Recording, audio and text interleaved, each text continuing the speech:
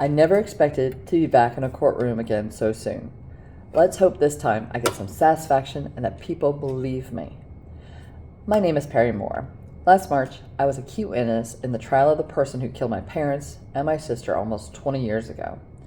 I had repressed all memory of the events that I witnessed. Through the work of a gifted therapist, I recovered my memories, led police investigators to hidden and buried evidence, and gave testimony against a former friend and business partner of my dad who killed my family. Despite all that, the jury didn't believe me and let the killer go free. I vowed to take some time off from my acting career after the trial. I was between jobs anyway, but needed a chance to get my head straight.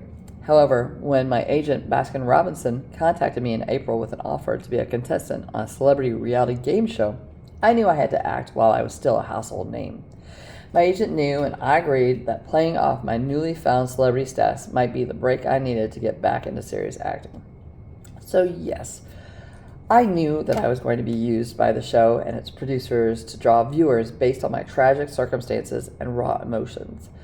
But I was also given assurances that I would get a fair shot in the game and the prizes offered. I felt like I could compete with the best of them and finish high enough to win some cash, or maybe win it all and take home $1 million. Let me back up a bit. As I said, my name is Peri Moore. I'm 31 years old and am an actor by trade. You might recognize me from one of my numerous appearances on television. I was in a recent Netflix adaptation and had a recurring role in Amazon Prime original series. I've been in a few Hallmark movies, and I've also done some ad work. Now, my life has not always been so glamorous. My life will always be tainted by the events that took my family from me and damaged me forever. I grew up in rural Boone County, Iowa. That's about as rural as you can get. I grew up with my parents and younger sister. I can't say that we were one big happy family. I mean, there was only 4 of us, so not that big. And not every day was completely happy. But for the most part, we had a good life. My dad worked as an independent contractor, I guess. Looking back, he was one of the original gig economy workers.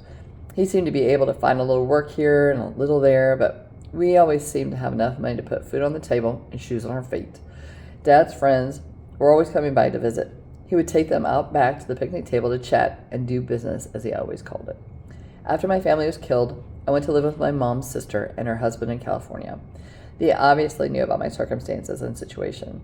My teachers at school seemed to know enough about my background to avoid bringing up any sensitive information. By the time I reached high school, I considered myself a normal kid.